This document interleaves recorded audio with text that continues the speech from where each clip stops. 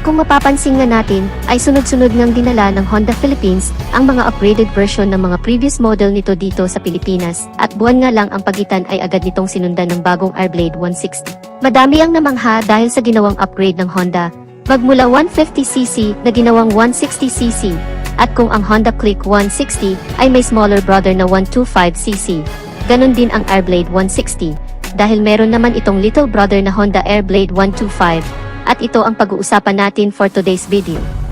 Welcome ulit sa ating panibagong video. Bago tayo magpatuloy, kung bago ka pa lang sa channel ko ay huwag kalimutan na mag-subscribe.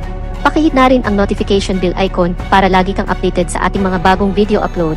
Isama mo na rin pindutin ang like button bilang suporta sa ating munting channel, at huwag din kalimutang i-follow ang ating Facebook page. At sa mga nakasubscribe na, maraming salamat sa walang sawang pagsuporta. Ang Honda Airblade 125 ay inilabas sa bansang Vietnam taong 2020, at 3 taon na itong namamayagpag sa kanilang bansa. Ngayon alamin natin ang advantages ng features at specifications ng scooter na ito. Umpisahan na agad natin sa pinaka-heart ng motor, ang kanyang engine. Ang bagong Honda Airblade ay mayroong 125 cubic centimeter na engine displacement, single cylinder, single overhead cam, 4-stroke, at ito ay equipped with ESP Plus engine o Enhanced Smart Power Plus, therefore ito ay naka 4 valves. Mas ahead ito compare sa Honda Click 125 na meron lamang 2 valves at ESP. Mapunta naman tayo sa kanyang engine performance. Ang Honda Airblade 125 ay kayang mag-produce ng maximum power na 11.6 horsepower at 8,500 RPM, at nakakapagbigay naman ito ng maximum torque na 11.3 Nm at 6,500 RPM. Mas mataas ang bilis nitong taglay at lakas kumpara sa mga ibang scooter, dahil may bilis itong 11 horsepower at lakas na 11 Nm, kaya pagdating sa top speed ay hindi ka dito mapapahiya, dahil may ibibilis pa ito pagdating sa pabilisan. At kung akyatan naman ang labanan ay mas malakas ito ng bahagya, at hindi ka nito bibiguin pagdating sa uphill. Meron naman itong bore na 53.5mm, at may stroke naman na 55.5mm, at meron naman itong compression ratio na 11.5:1. At para sa mga hindi pa nakakaalam ang bore and stroke, pag ito ay yung kinumpyut ay dito mo malalaman kung ilang cubic centimeter ang engine displacement meron ang isang motor. Isa din sa pinagmamalaki ng scooter na ito ay ang kanyang liquid cooling system, gaya din ng Honda Click 125, pareho itong naka-liquid cooled. Malaking advantage ito ng Honda Airblade kumpara sa ibang mga scooter, gaya ng Suzuki at Yamaha na naka-air-cooled pa lamang pagdating sa kanilang 125cc segment, kaya panalong-panalo ka sa Airblade 125, dahil naka-liquid cooled na ito, at kahit saan ka man magpunta, malapit man o malayo, ay makakasigurado ka na always in proper good condition palagi ang engine ng scooter. Kung mahilig ka naman sa long endurance ay maasahan mo ang Honda Airblade 125, dahil kaya nitong tumagal sa haba ng biyahe, maghapon man o magdamag, kaya wala kang magiging problema pagdating sa overheating issue. Pag-usapan naman natin ang mga smart features na mayroon ang Honda Airblade 125. Una, ito ay equipped with ASS, bagay na hindi mo pa din makikita sa Honda Click 125 version 3. Para sa mga hindi pa nakakaalam, ang IECs o idling stop and start system ay malaking bagay lalo na sa ma-traffic na lugar, gaya ng Metro Manila na nakakaranas ng matinding traffic, dahil kapag nakahinto ang scooter sa stoplight o naipit sa matinding trapiko sa loob lamang ng 3 segundo, ang engine ng motor ay mag-automatic shut off upang makapagpahinga ang makina. At ang pinaka-main purpose nito ay pigilan ang nasasayang na gasolina habang nakahinto ka sa traffic, dahil kung wala ang ISS, ang motorsiklo ay patuloy pa din sa pagkonsumo ng gasolina kahit nakahinto na at nakabese pa kung ilang minuto nakatigil ang scooter, kaya mas madami na din itong maibubuga na emisyon na nakakasira sa ating kapaligiran, kaya mayroon itong ISS para pababain ang fuel consumption at emission sa mga traffic situation. Pangalawa, ito ay equipped with CBS. Ang combination braking system ay mas reliable gamitin kumpara sa standard brake lamang, dahil ang kagandahan ng CBS, pag pinihit mo ang front or rear brake, alin man sa mga ito ay magsasabay ng bahagya upang maibigay ang balancing braking power na kinakailangan ng scooter kapag ninais mong huminto, kaya malaking bagay din ang pagkakaroon ng combination brake kesa sa standard brake, at pareho lang din ito ng sa Honda Click 125.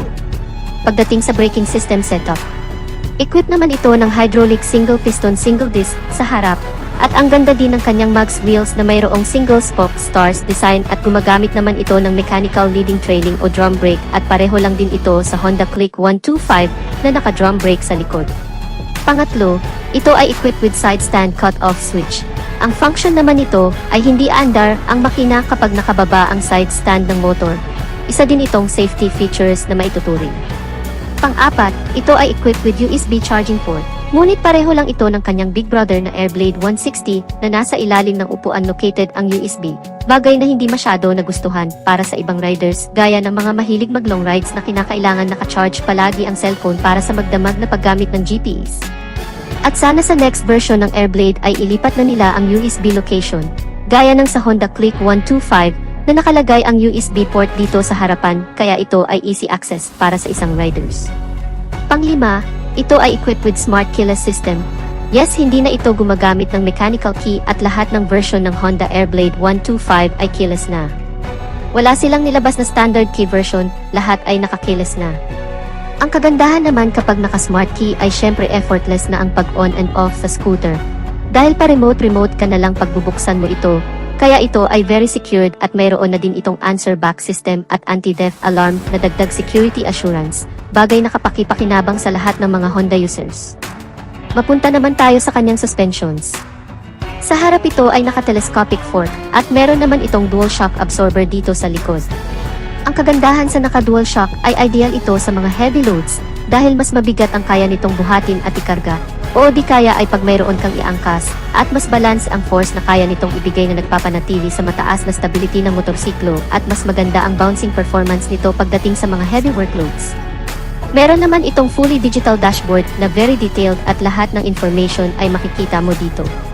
Ang kagandahan din nito ay meron na itong built-in voltmeter para sa battery health monitoring. Ang sukat naman ng gulong nito sa harapan ay 80/90/14 at sa likuran naman ay 90/90/14 all tubeless. Pagdating naman sa lighting system magmula headlight, daytime running light, tail light, at turn signal lights ay naka-full LED na lahat. Meron naman itong fuel tank capacity na 4.4 liters at ang kagandahan ng kanyang fuel tank ay nasa harapan kaya less hassle na din dahil hindi mo na kailangan buksan ang upuan para magpagasolina. Isa din ito sa kanyang advantage dahil ang kanyang underseat storage ay mas malaki dahil nga nasa harap na ang kanyang fuel tank. Kaya ang lawak ng kanyang compartment at kasya na dito ang isang full face na helmet. Meron naman itong fuel consumption na 50 km per liter.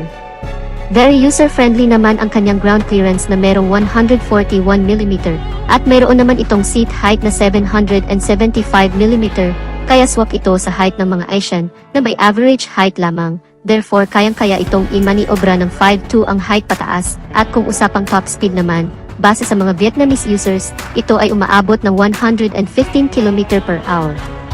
May bigat naman itong 113 kilograms. Last but not the least, ang bagong Honda Airblade 125 ay nagkakahalaga sa Vietnam ng 41,324,727 Vietnamese dong. At kung i-convert naman sa Philippine peso ito ay nagkakahalaga ng 97,000 pesos mahigit. Sa ngayon ay wala pa tayong solidong basihan kung dadalhin ba ni Honda ang bagong Honda Airblade 125 dito sa Pilipinas. Sana nga ay dumating ang araw na dalhin nila ito dito sa ating bansa. Since ang Vietnam ay part ng Asian country at kapitbahay lang ng Pilipinas ay maaari itong dalhin pagdating ng takdang panahon.